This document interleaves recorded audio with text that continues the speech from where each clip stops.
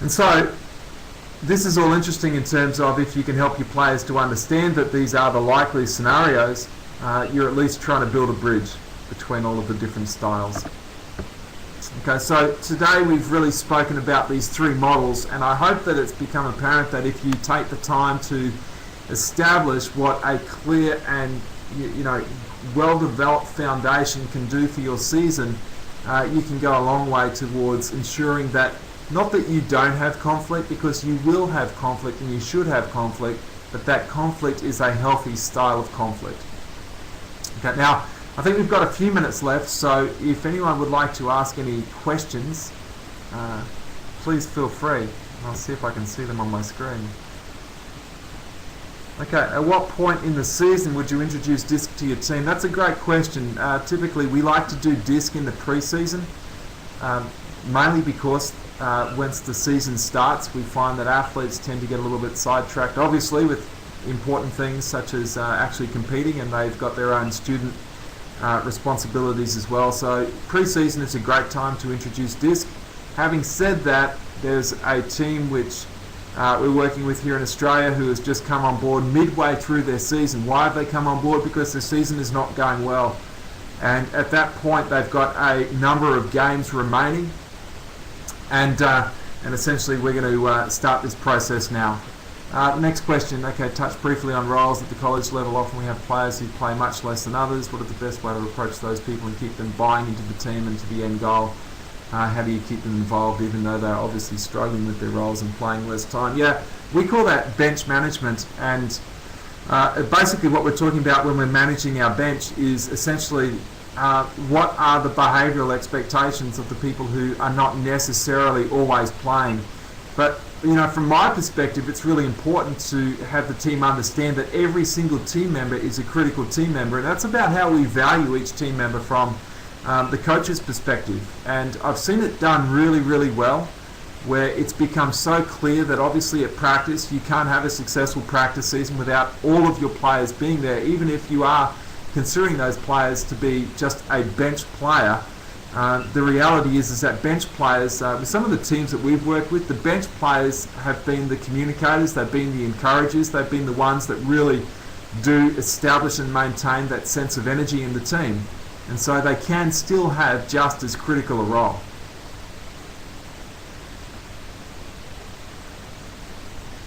Hopefully that answered that question. It's always a tough one managing the bench, the playing bench.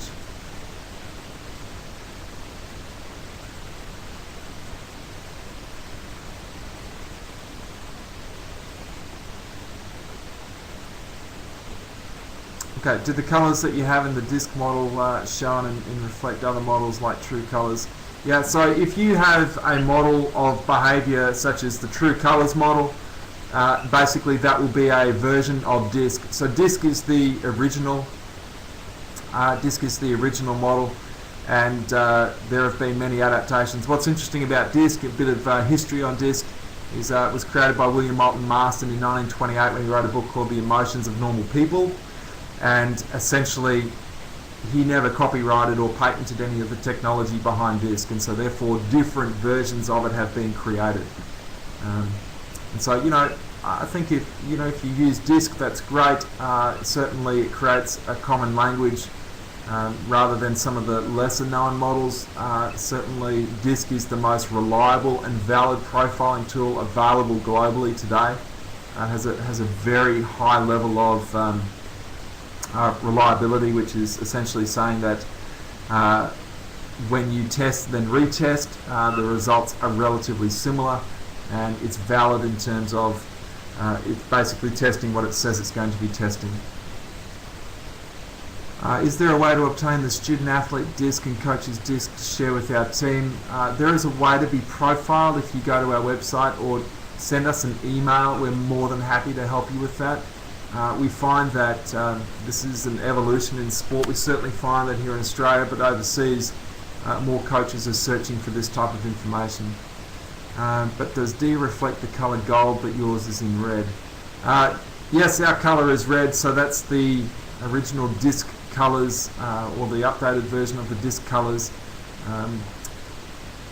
Yeah, I mean, They can be any colour you like, but we tend to stick to these particular colours that we've seen. Which is interesting. I mean, you, rather than talking about D, I, S and C, you can actually refer to the colours if that's...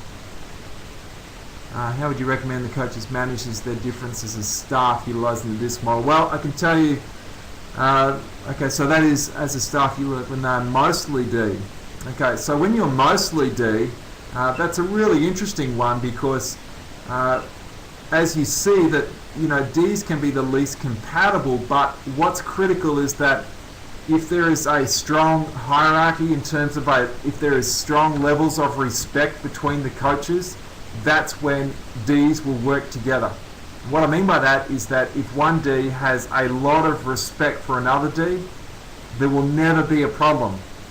But if that respect is not so significant, then you can run into some issues, because what you end up happening is that the other Ds on the team, especially if they're assistant coaches and the head coach is a D, and the assistant coaches are not providing, or the head coach has not earned the level of respect that the assistant coaches feel like they deserve, perhaps, then you can get some battles over the actual authority of the team. And that's a really challenging situation. We've worked with some teams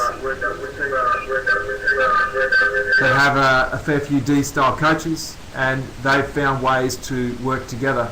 And basically, it's about appreciating the perspective that they're coming from. But the most important thing about any coaching staff which is similar and not different is the fact that you're going to have to spend some time consciously thinking about situations from outside of your preferred style.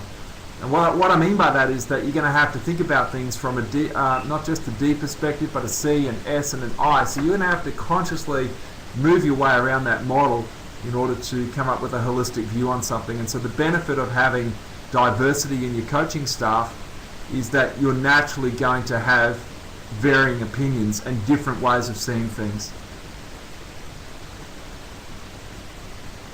Okay, when you're in the storming stage, what's the best way to manage or get our athletes through this stage? Well, it's a lot easier if you've got DISC as a tool to rely on and to fall back on. But during that storming stage, one of the tendencies that coaches can have is to become too directive. What I mean by that is that the stage when a coach should be directive is in the forming stage, and that's when you're really establishing those guidelines as we established before. If you continue to be directive during that stage, so that is if you see conflict and you as the coach go in and deal with it, and you separate the players and you basically facilitate that discussion, if you step in and take too much control, the team will never learn to deal with that themselves. And so what's really important is that the coach is aware of what's going on, but is able to play more of a facilitating role rather than a directing role. And to encourage the athletes to understand the roles, the stage that they're at. So if you can actually say to your players, look, we're going to go through these stages, we're going to come together, everyone's going to be enthusiastic, we're going to get on well initially, but then we will go through a stage where, times are going to get a bit tough. And what can also create this in a team is that the fact that if you're in pre-season, I'm tipping that you're training pretty hard. And when you're practicing hard and your athletes are fatigued and they get a little bit more emotional and they may have things to deal with in their student life as well, that's when sort of emotional... we're writing an article at the moment on, how do you build up great levels of emotional resilience, and how full is that sort of emotional tank that you have. And when that starts to get a little bit depleted, you get more conflict. And our coping mechanisms are reduced, but you can educate your players on that fact, and you can educate them on a way, most importantly, you can educate them how to deal with conflict effectively. And what I mean by that is that there are ways to have a conversation and there are ways not to have a conversation. Now, one of the most useful books you can read is called Crucial Conversations, and that basically identifies a way that you can have a quality conversation with someone else and not make it personal, but keep it stuck on the actual issue that you're dealing with. Yep, so it's an education process.